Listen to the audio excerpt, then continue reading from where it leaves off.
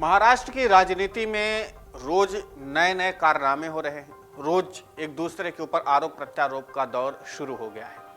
आमतौर पर राजनीति में ऐसा होता भी है, जब सत्ता जोड़ तोड़ फोड़ के हिसाब से चले, यानी एक दूसरे की जो गणित है उसको बिगाड़ कर चले, तो ऐसे आरोप लगने लाजमी भी होते हैं। इसीलिए एनसीपी के नेता शरद पवार ने बुधवार को बारामती में मीडिया से बातचीत करते हुए एक बड़ा बयान दिया है। यह बयान बिहार में नीतीश कुमार द्वारा बीजेपी का साथ छोड़कर आरजेडी और कांग्रेस के साथ सरकार बनाने की खबर को लेकर के है। शरद पवार ने कहा है कि बीजेपी की खासियत यह है कि वो चुनावों में इस बात का पूरा ध्यान रखती है कि उसके सहयोगी दल किसी भी तरह से ज्यादा सीटें न जीत कर आए। महाराष्ट्र में शिवसेना और बीजेपी सालों से साथ रहे। आज बीजेपी ने शिंदे के दम पर शिवसेना की क्या हालत कर दी। पंजाब में कभी अकाली दल एनडीए का सबसे बड़ा सहयोगी दल हुआ करता था, आज कहां पर है अकाली दल, सब जानते हैं। शरद पवार ने बीजेपी अध्यक्ष जेपी नड्डा का बाकायदा जिक्र करते हुए कहा कि उन्होंने साफ कहा है कि देश में सिर्फ बीजेपी ही रह जाएगी, क्षेत्रीय पार्टियां खत्म हो जाएंगी। नीतीश कुमार की यही शिकायत है कि बीजेपी अपनी सहयोगी पार्टियों को धीरे धीरे खत्म करती जाती है। नीतीश कुमार वक्त रहते सतर्क हो गए। इसका जवाब देते हुए देवेंद्र फडणवीस ने भी बुधवार को कहा कि शिवसेना यानी कि शिंदे गुट हमारी सहयोगी पार्टी है, उनके साथ 50 विधायक हैं, इसके बावजूद बीजेपी ने उन्हें मुख्यमंत्री पद दिया। कल मंत्रिमंडल का विस्तार भी हुआ, तब भी उनके और हमारे 9 मंत्रियों ने शपथ ली है। क्या बीजेपी द्वारा सहयोगी पार्टियों को खत्म करने की मिसाल है ये? फडणवीस ने आगे कहा कि असली शिवसेना आज बीजेपी के साथ है। पवार साहब का दुख अलग है, वो हम सबको मालूम है कि शिवसेना की ओर से भी सांसद अरविंद सावंत ने कहा है कि बीजेपी जिस सीढ़ी से ऊपर चढ़ती है उस सीढ़ी को फिर छोड़ देती है। विधान परिषद में विपक्षी नेता अंबादास दानवे ने कहा है कि बीजेपी अंग्रेजों की नीति पर चलती है, पहले जोड़ो फिर तोड़ो, और यही करती रहती है, लेकिन एक दिन इसका अचानक विस्फोट होगा। फडणवीस ने शिवसेना के आरोपों का जवाब देते हुए कहा, खंजर बीजेपी ने नहीं, शिवसेना ने बीजेपी की पीठ पर घोंपा था।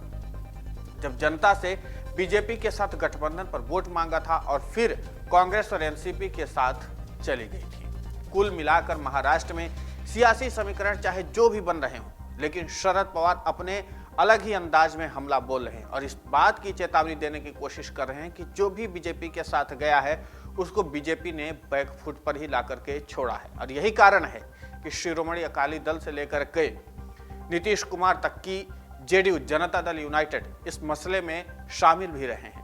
और अगर समय रहते नीतीश कुमार बीजेपी के साथ गठबंधन नहीं तोड़ते तो उनकी हालत वही हो जाती जो आज के समय में उद्धव ठाकरे की महाराष्ट्र में है। हालांकि शरद पवार के इस बयान से एक बात तो साफ है कि महाराष्ट्र का राजनीतिक पारा काफी ज्यादा हाई हो गया है। लेकिन सिर्फ राजनीतिक पारा नहीं हाई हुआ है, इसके साथ साथ कई राजनीतिक सुगबुगाहटों को भी बल मिलने लगा। मसलन एक तरफ जहां एनसीपी चीफ शरद पवार राजनीति को नई दिशा और दशा देने की कोशिश कर रहे हैं, क्योंकि वो महाराष्ट्र के चाणक्य माने जाते हैं, वहां की राजनीति के चाणक्य माने जाते हैं। इन तमाम घटनाक्रमों के बीच में बीजेपी के अंदर भी अंदरूनी कलह की खबरें हैं। बीजेपी के कई ऐसे नेता हैं जो एकनाथ शिंदे के साथ उस तरीके से खुश नहीं हैं, और इस बात का इशारा बहुत पहले चंद्रकांत पाटिल ने, जो बीजेपी के महाराष्ट्र के प्रदेश अध्यक्ष हैं, उन्होंने भी कर दिया था।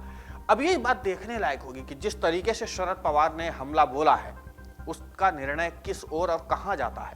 लेकिन एक बात तो साफ है कि जो शरद पवार कह रहे हैं इसकी कई बानगी देखने को मिलती भी है, लेकिन इन बातों को बीजेपी स्वीकार करती है क्या, और क्या बाकी के सहयोगी दल भी ये बात स्वीकार करते हैं? क्योंकि आप देखेंगे कि 2-3 बड़े इनके गठबंधन वाले जो गुट थे वो 2-3 सालों में अलग हो गए। जैसे जनता दल यूनाइटेड अलग हो गई, इसके पहले भी 2015 में अलग हुई थी नीतीश कुमार की जो जनता दल यूनाइटेड थी।